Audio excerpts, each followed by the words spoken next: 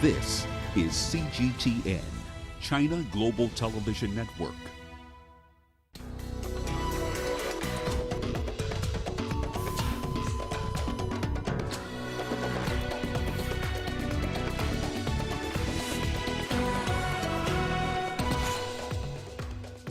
Racism and ways to end discrimination take priority at the ongoing UN General Assembly.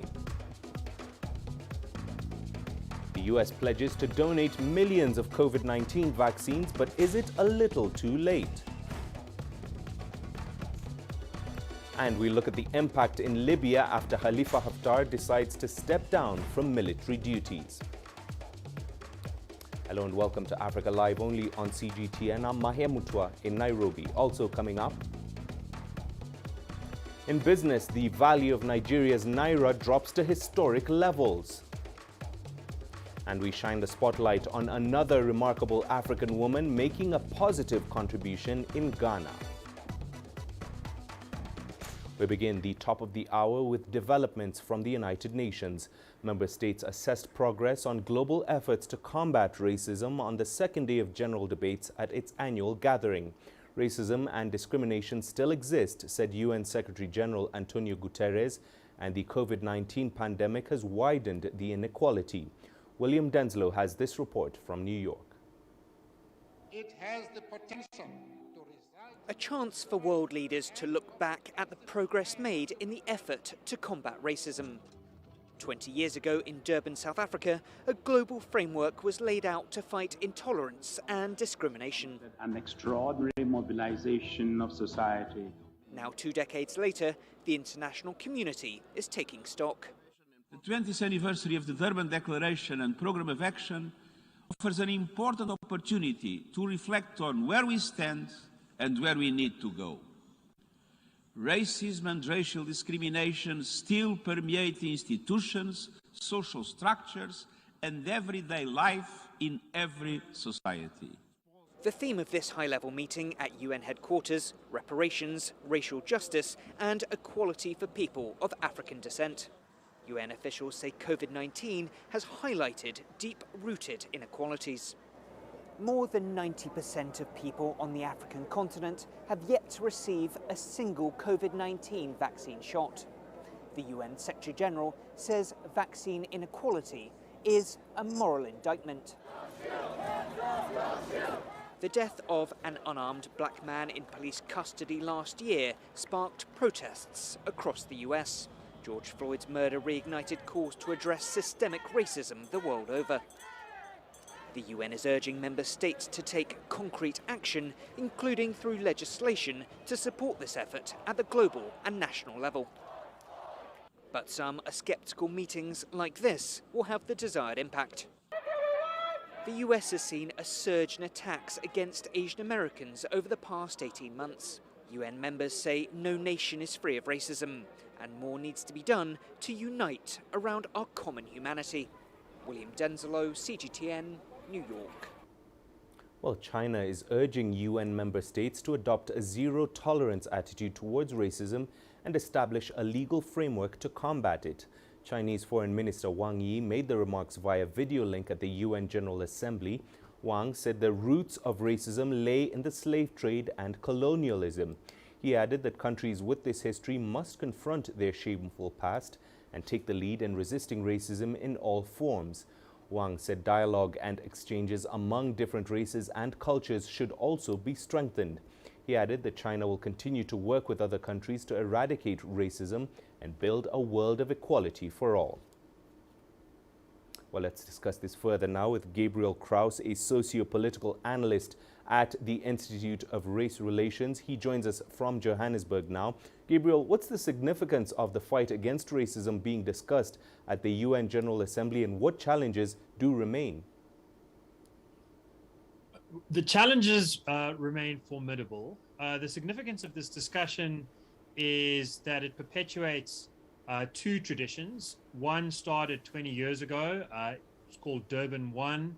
And that was a sort of post-apartheid circumstance in which South Africa took the lead on a UN platform to raise the spectre of racism in the 21st century as an ongoing challenge. It also taps into an older tradition at the UN. In fact, the very first UN plenipotentiary, I think almost chaired by Jan Smuts, who was at the time the Prime Minister of South Africa, ended up being largely focused, although that's not what the planners had hoped for, on discussions about race and racism. The challenges are now exactly in conceptual terms what they were way back when. And that's because the first challenge remains to come to an agreement about what racism is. On one version, racism is something that all people can be guilty of, that all people should be worried about. On another version, racism is something that only some kinds of people can do and inevitably do to other kinds of people. In other words, it's a sort of political weapon that can only be deployed by one side.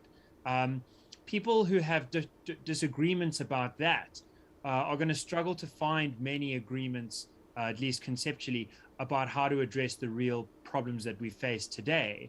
And I think that we see in the UN discussions we've seen so far, and in particular in Durban 1, 2, 3, and 4 over the last 20 years, which have been boycotted in some cases for good reason, serious disagreements about what we're even talking about.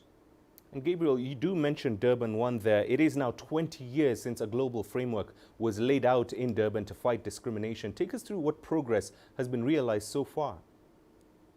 Yeah, so there's a good, it's not clear that progress has been made in the way that Durban 1 would have envisaged.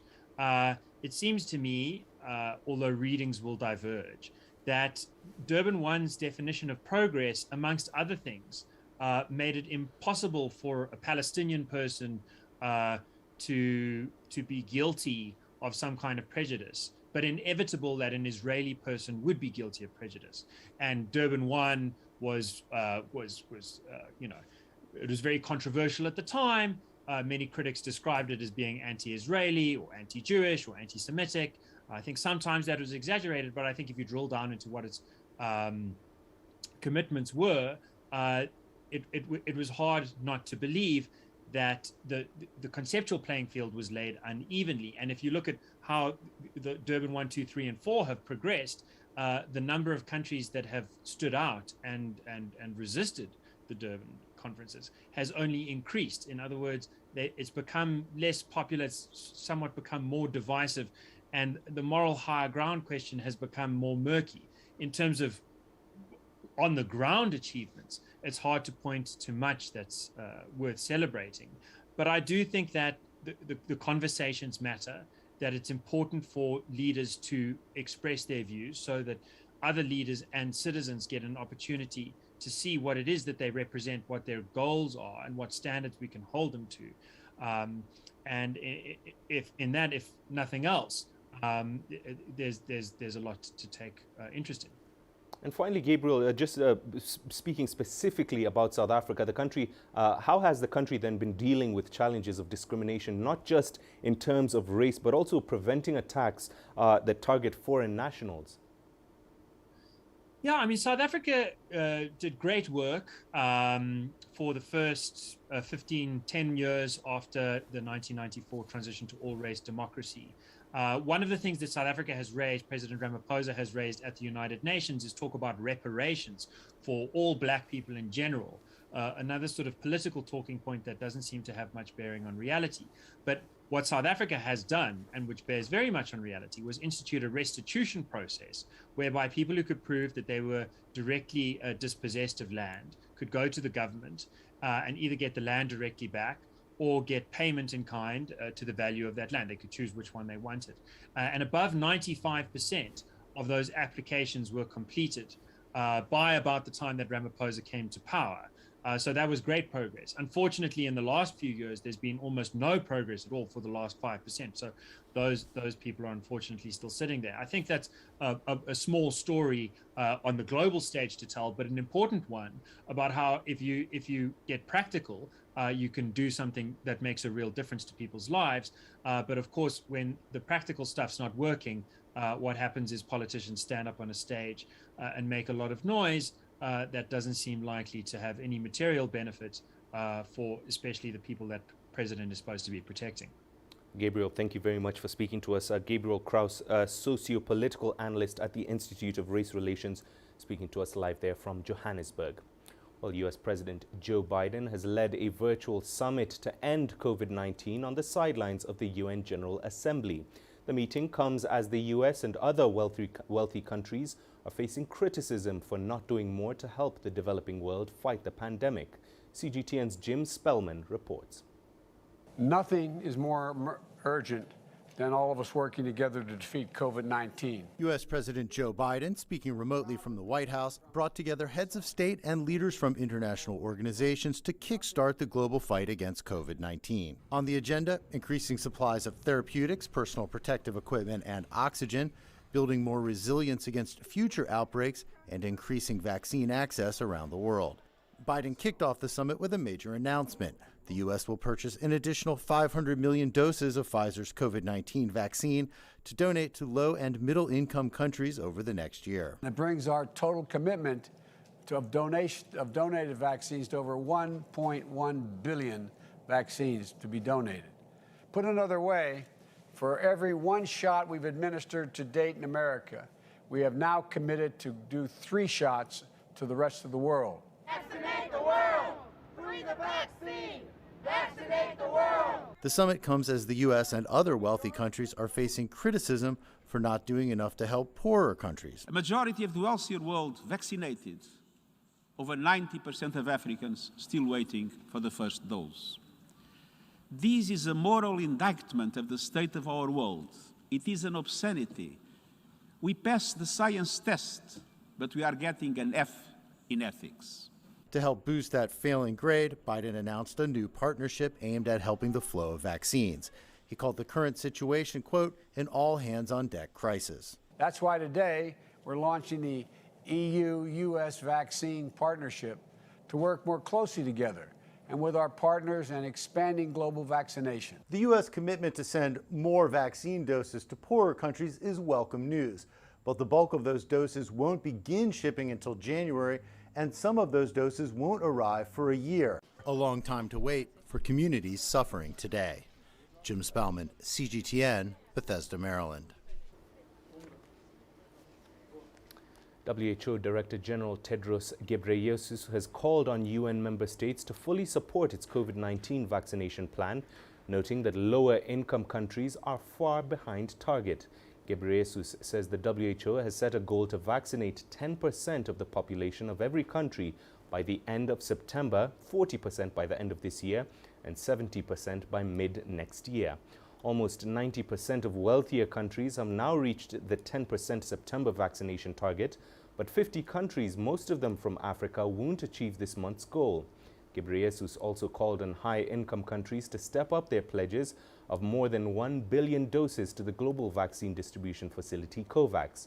He says less than 15% of those doses have materialized.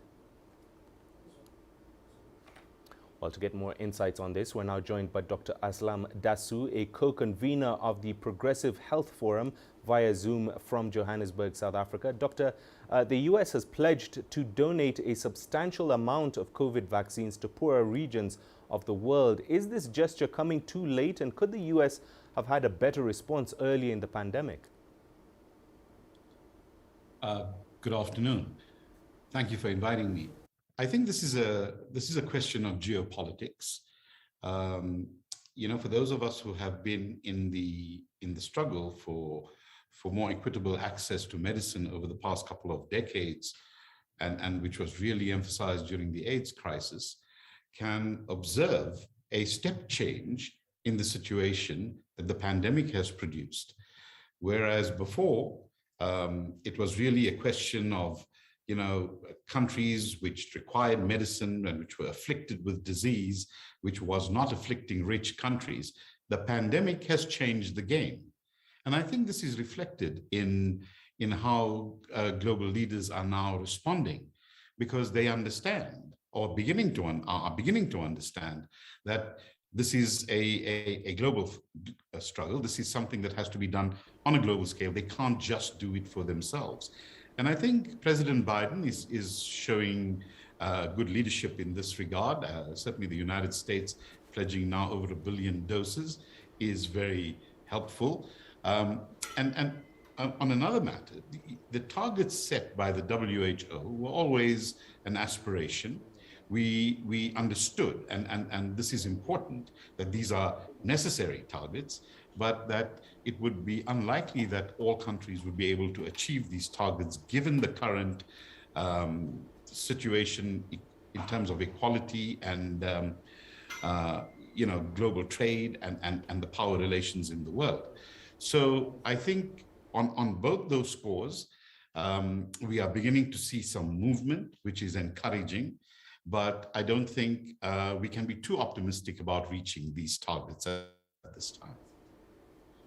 And Doctor, countries like China have been very considerate of the existing COVID vaccine inequalities. Is it practical then for the US to seek to help vaccinate 70% of the world's population? Of course it is. I think, if we can vaccinate 70% of the world's population by mid-2022, it's a highly ambitious target. I think that will certainly make a big dent in the pandemic. And China has been at the forefront of pushing countries to step up to ensure that this happens on a far more equitable global scale than before. I think the fact that the West, the richer countries of the West, are beginning to make the right noises is really telling. As I mentioned, I think it's because they understand it's in their self-interest now to reduce the inequalities around vaccine access. And so this target of 70%, as I said, it's highly ambitious, and it certainly will not be uniformly achieved, I think, by the time it's expected, but there will be significant progress by that time to vaccinate the global population. Here's the problem, though. You can get vaccines to many countries, and over time and through various efforts, as we see now. The problem would be administering those vaccines on a large scale. Many countries do not have the capability of doing that, not now at any rate. They'll have to step that up. But that is now a focus for those governments, that it's not just about getting boxes and batches of vaccine delivered, it's about the systems that must flow from that point to getting those jabs into people's arms. And I think there is going to be the biggest challenge of all. I think the vaccine supply issue everyone knows about, everyone can see where the gaps are and the difficulties and the inequalities. What we are not having a clear view of is the delivery capability of many countries. And this is perhaps where the UN and the WHO need to shift their focus if, of course, we can still maintain the supply of vaccines, which of course is the primary concern. Finally, briefly, Dr. Dasu, the World Health Organization has consistently been calling for a more equitable distribution of COVID vaccines. Are countries like the US then justified in considering booster shots for their citizens? Yes, this is a fraught question.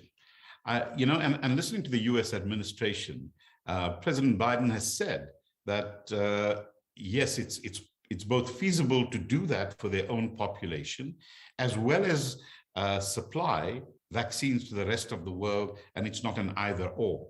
Well, I think that too is a little, questionable.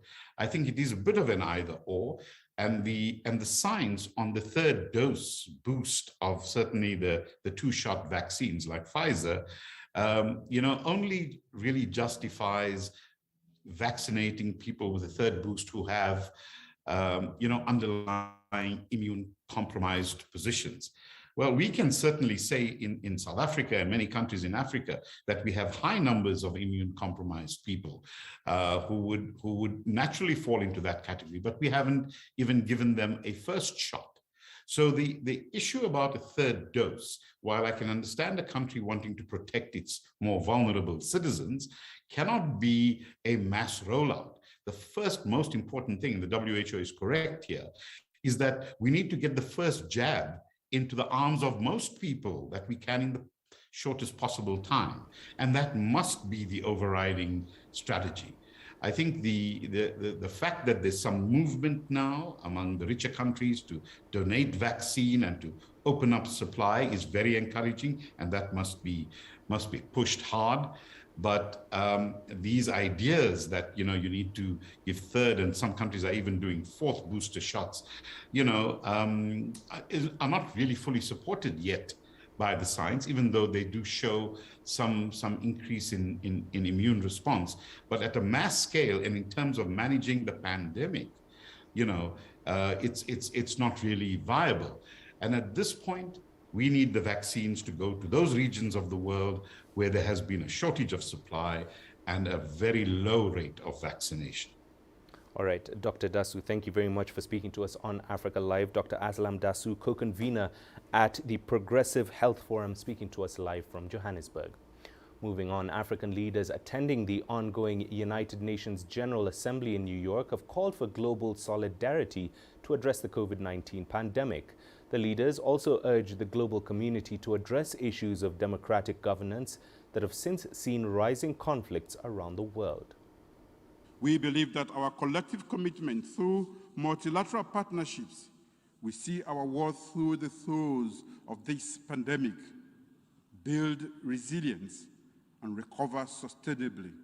But in a world where the virus keeps mutating and spreading, the measures we have employed to achieve all this are not sustainable.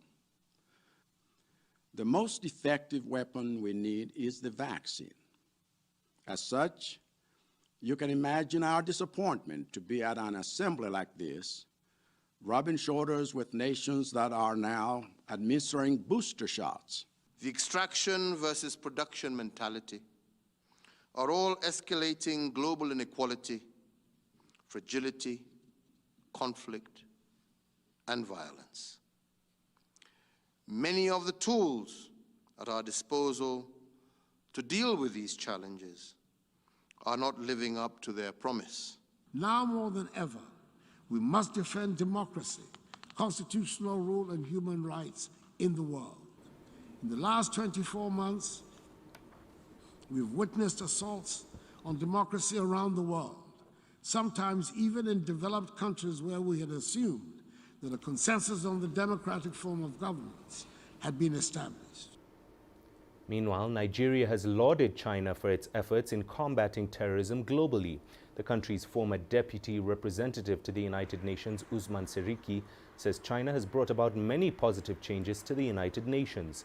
Seriki also says China's principle of non-interference in the internal affairs of other countries has been widely advocated in the United Nations. Seriki also recalled his numerous encounters with the Chinese delegation while working at the UN. He says the Chinese delegation is willing to listen to and understand the concerns and opinions of African countries and also supports African countries in developing their economies. With the arrival of China, the issue of development became very significant in the United Nations organization. China insisted that political human rights and political rights alone do not confer dignity on people. Development, cultural, social, and economic development must also be emphasized as part of the role of the United Nations. And the independence of countries and the principle of non-interference in the internal affairs of countries. So this was the qualitative difference that the People's Republic of China brought into the United Nations. Well, it's time for us to take a quick break. Still ahead on Africa Live. We look at the impact in Libya after Khalifa Haftar decides to step down from military duties. And we shine the spotlight on another remarkable African woman making a positive contribution in Ghana.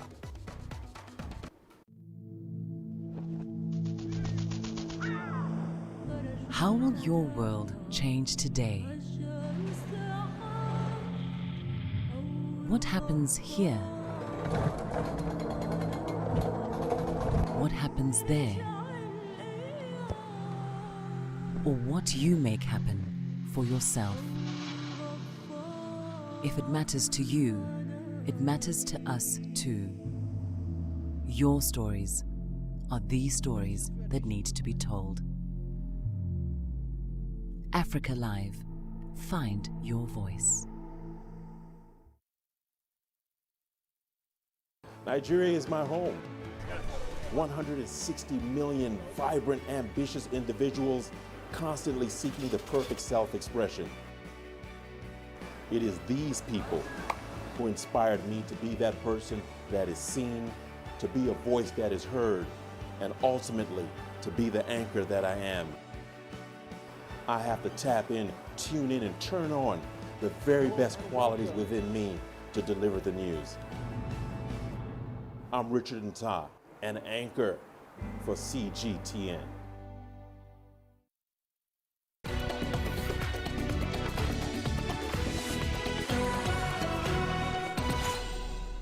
Welcome back. You're watching Africa Live. Now, Libya's Eastern military strongman Khalifa Haftar says he is suspending his military role ahead of polls set for December the 24th.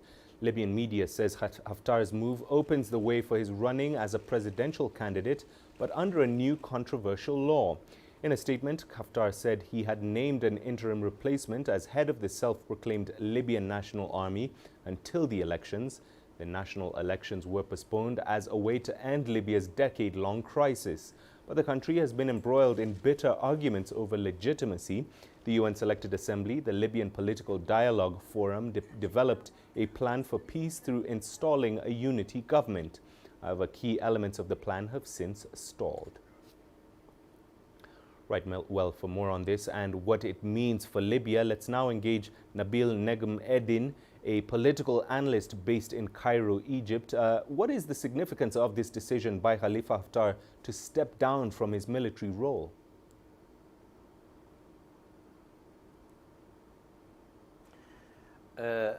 First, thanks for inviting me to your news service. For sure, what is the strong man is doing is trying to keep working very hard to fulfill his ambitions in the Libyan scene. Commando Haftar has just gave away his responsibilities and duties to stand in the next election, which is going to be held December 24th. But in the meantime, life is not that easy in Libya, because his opponent in the West are not quite ready to go hand in hand with the commando. And looking ahead then, what is the likely consequence of the recent no-confidence vote against Libya's unity government?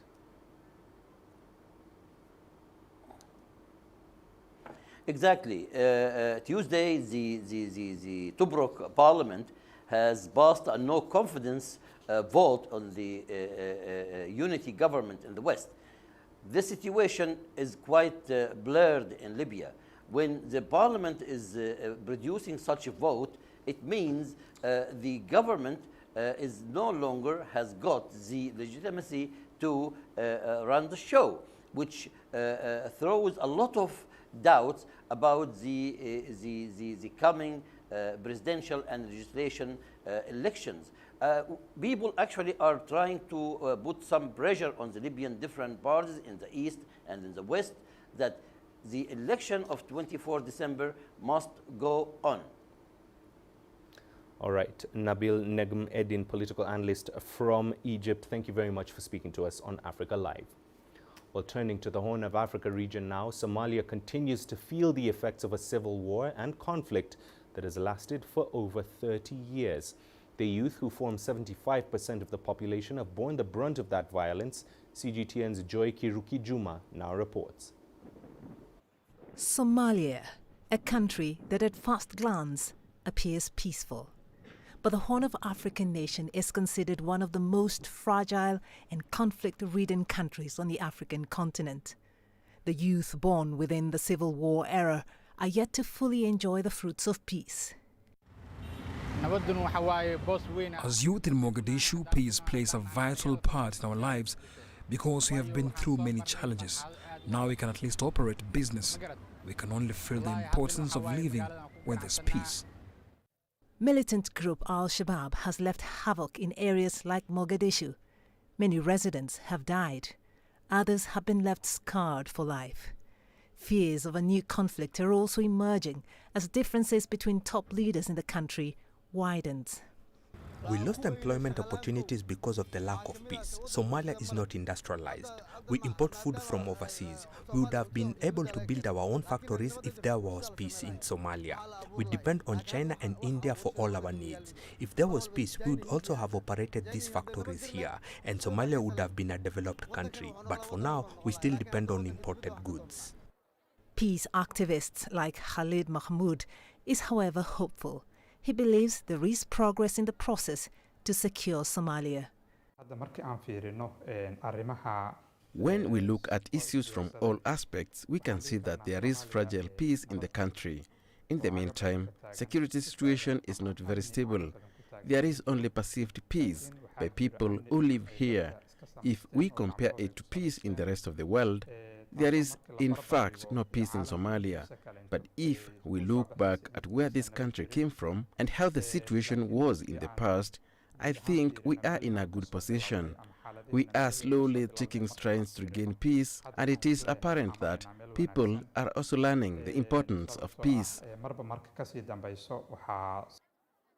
The value of peace cannot be gainsaid, and it is hoped that peace may finally take root in Somalia not too far away in the future. Joy Kiruki Juma, CGTN. French President Emmanuel Macron has asked Algerians who fought for France during Algeria's war of independence for their forgiveness. President Macron was heckled as he admitted France had failed in its duty to the group known as the Harkis. He promised Harkis and their descendants in Paris legislation on reparations as well as a monument. Many of the fighters reportedly lived in poor conditions behind barbed fence wires, and the government refused to recognize their rights to stay in France. Those that remained in Algeria faced savage reprisals as collaborators. I think the statements of the French president are lacking in morality and are baseless and unrealistic. Is it possible that after so many years of revolution, struggle and great sacrifices for independence and millions of victims, we allow this so easily? It is not natural. I tell you that this statement by French President Macron is a provocative statement aimed at marking national unity among Algerians and undermining efforts to build a strong Algeria. Well, President Macron's apology marks the latest in a series of attempts by France to address historical grievances with Algerians. In March, Macron's government admitted its army tortured and killed a prominent Algerian activist more than 60 years ago. Around 300 former Harkis were reportedly invited to hear President Macron's speech. During the speech, Macron outlined plans for a commission to hear about the squalid French camps former fighters and their children were forced to live in. It is estimated that up to 200,000 Harkis fought for France during the war, but only 42,000 were allowed to relocate to France after Algeria gained independence. Tens of thousands of those left in Algeria were reportedly labeled as traitors and killed. All Algerians are convinced that the French president's statement are fishing in troubled waters, and he will not find anyone who accepts this logic here in Algeria. Elsewhere, Guinea's COVID-19 vaccination campaign has been interrupted in the aftermath of a coup that toppled President Alpha Condé earlier this month. More than 2 weeks after the military takeover, our correspondent Desiree Cannon visited health centers in the capital Conakry to find out if vaccinations have resumed. There was excitement around the COVID vaccination until the military coup created a climate of political uncertainty in the country. One vaccination center manager explains how the vaccination process in the country was disrupted. Before the coup, people came in large numbers to be vaccinated. But after the September 5th event, the numbers started to fall. Excuse me for saying so, but I think that some people had politicized COVID-19. Some people said that President Alpha Condé had left with his COVID-19 and that they no longer needed to observe the anti-COVID-19 measures. The National Committee for Assembly and Development had to launch an appeal so that people understand that COVID-19 is a disease that exists and concerns everyone. Vaccination centers in Conakry are increasingly full. The National Rally and Development Committee message to the population has been well received. I urge everyone to get vaccinated because it's important for yourself. You don't get vaccinated to please the government or anyone else, but you do it for your own health. I was well received in this center. Age is respected and the elderly are given priority. You see, the line is very long now because everyone wants to be vaccinated. People have regained confidence and are aware that COVID-19 is a reality. Guinea launched its first COVID-19 vaccination campaign on March 5, 2021, with a donation of Sinopharm vaccines. The vaccination center manager explained the crucial role played by the Chinese vaccine. The first vaccine we had here in Guinea was the Chinese Sinopharm vaccine. When the vaccination campaign was launched in our country, we used this vaccine, and I was the first person to be vaccinated. Then we mobilized all the health staff and invited them to be vaccinated. This was done and all the staff received the 2 doses of vaccine. Guinea also recently confirmed the first case of Marburg virus disease and was on high alert for Ebola after a false positive test from a traveler from Guinea was registered in Côte d'Ivoire.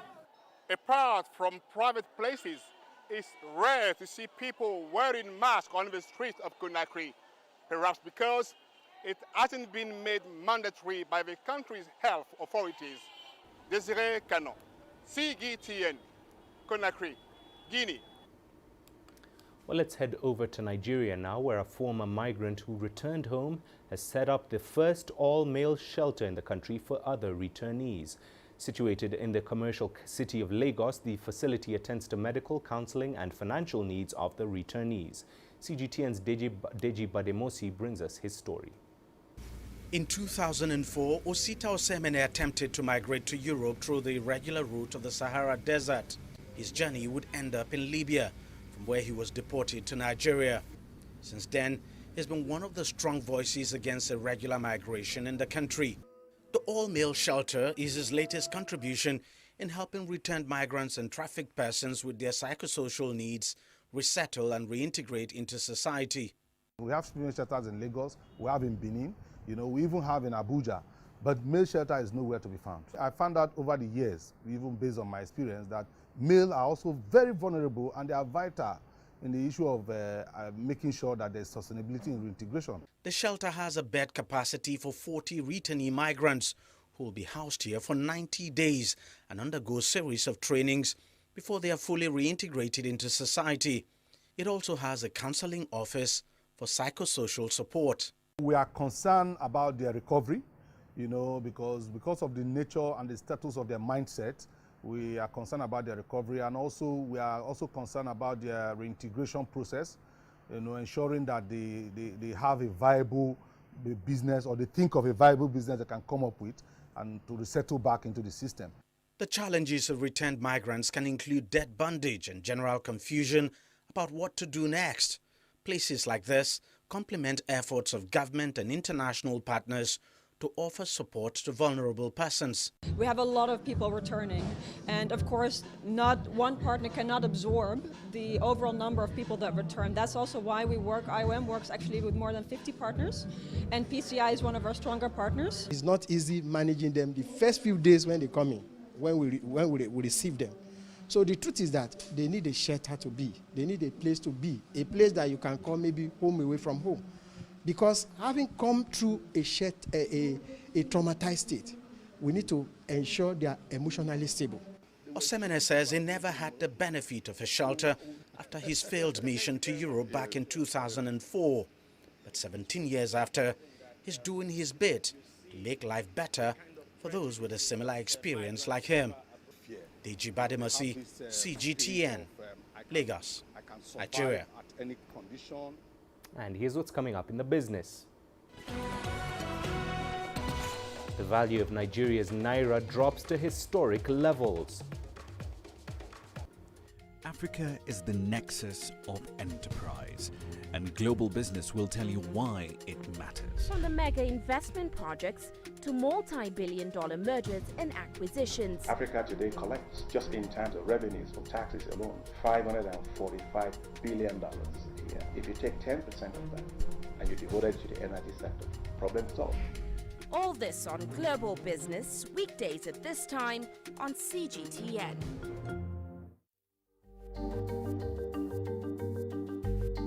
Africa Live. Find your voice.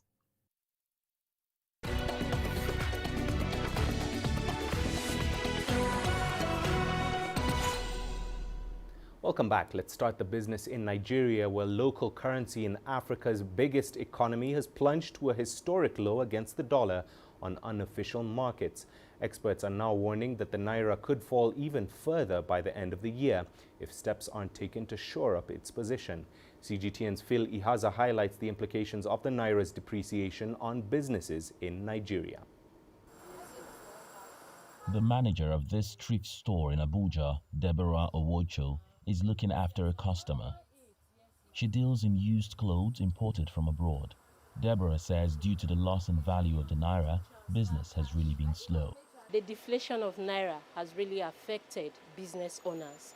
Example, you find out that with the capital we use in getting much goods before, we get lesser goods now, indirectly affecting our customers. Customers now walk in with a budget but get lesser goods because the price of goods have increased. I'm getting lesser goods, definitely I increase the prices. Customers get lesser goods, and so it has really affected the sales of business. It has dropped drastically. Many Nigerian businesses deal in imported goods mainly because the country's economy cannot rely on its own production alone. The need to exchange the Naira for dollars to buy scarce commodities like textiles, gadgets and home appliances has had a long-term impact, undermining Nigerians' own currency. After steadying at around 380 Naira to a dollar from late last year till early May, the exchange rate on the black market is now over 550 Naira to a dollar, the worst rate in the country's history. That was also the result of the Central Bank of Nigeria's decision in June to ban bureau de change operators from selling dollars, allowing only authorized local banks to do so. Most of the business people or individuals that would want to access dollar over the counter at the bank will not be able to access due to documentation requirement that were not available at the BDCs. So you realize that even though more dollars has been made available to the banks, people are not getting it because they are unable to meet the documentation requirement. Experts say rather than try to control the exchange rate of the Naira, the government should focus more on improving the security situation of the country for business activities to thrive. We need to get our environment secure. We need to build confidence in this system so that foreign investors can take advantage of the environment and then come in to invest. Anything besides that, we might only be chasing shadows, and then the dollar-Naira relationship will continue to get worse. The government says tackling insecurity is its main focus now.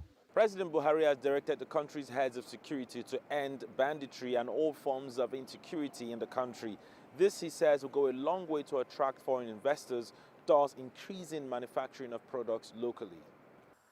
That could help strengthen the Naira and in turn help small business owners like Deborah. Phil Ihaza, CGTN, Abuja. South Africa has announced that it's forging ahead with plans for a new 2,500 megawatt nuclear power plant. The government is looking to end the procurement process by 2024 with a formal request for project proposals due by next March. It has, however, not given details on the anticipated cost or completion date for the project. South Africa requested information to test the market's appetite for the new facility in June 2020. The plan was also backed by the country's energy regulator last month. South Africa is the only country on the continent with a commercial nuclear power plant, that is the 1,900 megawatt Coburg power station outside Cape Town. However, most of its electricity needs come from an aging fleet of coal-fired power stations, many of which are set to be closed within 10 years as South Africa transitions to less carbon-intensive methods of power generation. And a Chinese-owned farm in Kenya is making strides in introducing exotic fruits to the country. The View Ecological Farm, which is located in Kenya's Rift Valley region, is trying to meet the increased international demand for the exotic fruits that it introduced into the East African nation. CGTN's Nick Mudimba has more details. The View Ecological Farm is located in Kenya's Naivasha town, which is renowned for flower farming. A group of Chinese farmers opted to grow exotic fruits for the export markets here. They include the dragon fruit plant. It's one of the unique fruits on this farm on the shores of Lake Naivasha.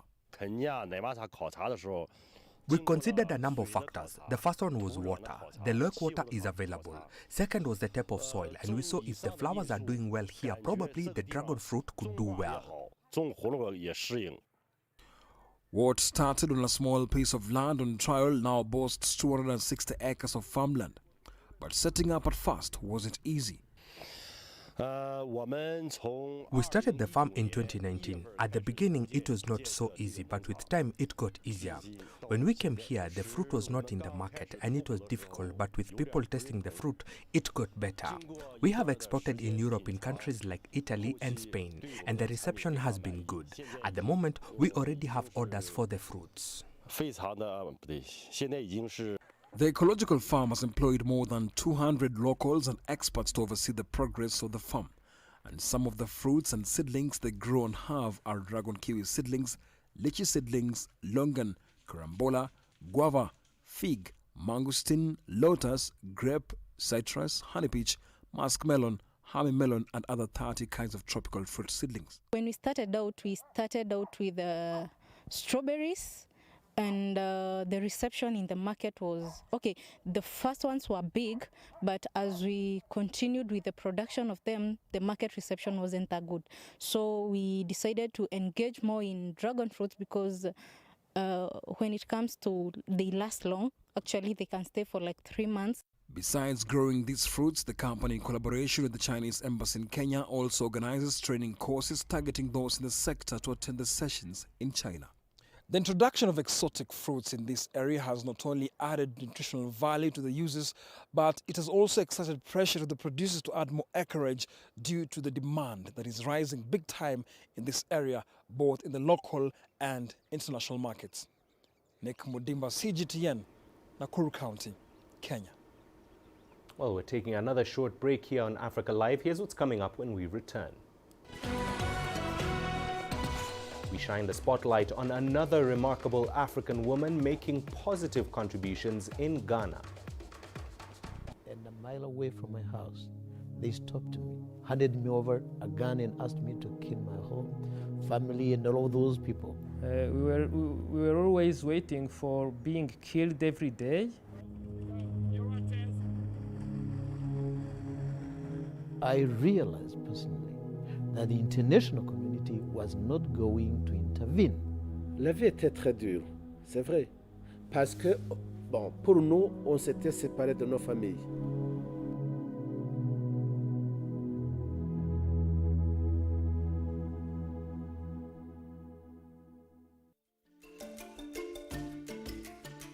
Africa Live. Find your voice.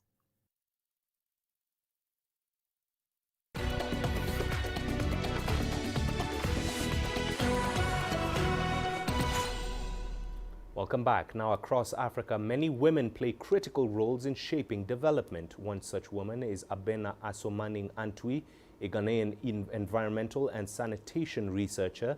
Her research work is helping to shape the government's policies in the sector. She has also established a charity that helps in the rehabilitation of women and juveniles in the country's prisons. CGTN's Nabil Ahmed Rufai reports from Accra. Abena Asumeni Entry has occupied many top positions throughout her career. She has worked in the banking industry and provided advisory services for accounting firm Ernst & Young in Ghana. She is now a health economist and manages an environmental and sanitation consultancy company in Accra. We research on health, environment, sanitation. We do project designs. We have engineers. I work with engineers. I work with project management people. Abena leads her team at the consultancy company to develop strategies that could shape government's policies. Abna is now researching sustainable ways to manage Ghana's waste. She hopes her findings can help the country deal with its poor sanitation and the impact it has on the health of its people. At this recycling plant, kitchen waste is separated from plastics and processed into compost. We are looking at not only the processes in terms of research, what other value we can bring to their operations, but we are looking at the socio-economic aspects as well. In 2007, Abna set up the Angel Zoe Foundation in Ghana to support justice reform and the rehabilitation of women and juveniles in prison. Her charity has helped shape policies within the justice system. She has published 2 books that detail her personal experiences with prison inmates and her journey towards acquiring a PhD in health economics from the University of Lille in France. My current research interest is in access to healthcare. I'm looking at access to healthcare by people living with disabilities, and I think it's a social cause in itself. And I believe that that's also another constituency that needs a voice. Mary Ayim Sebefia is working on a PhD project focusing on women in Ghana who have published books. She has read Abina's books and says young women in Ghana can look up to her for inspiration. Your gender is no barrier, and the fact that if you set out to do something, you should plan for it. I learned from Dr. Abina the planning process. In her book, she elaborates how she intends to carry out a project, and she always plans for it, no matter how minute it is. Abina also teaches at the University of Professional Studies in Accra. She now wants to work to impact the lives of many people, not just in Ghana, but the rest of Africa. Women need to have a space in the discussion of development for the continent, and I want to be part of that. Abina Asumeni Entry wants to use her research works on health and environment to contribute in driving positive change in policy making and its implementation across Africa. Nabil Ahmed Rufai, CGTN, Accra, Ghana.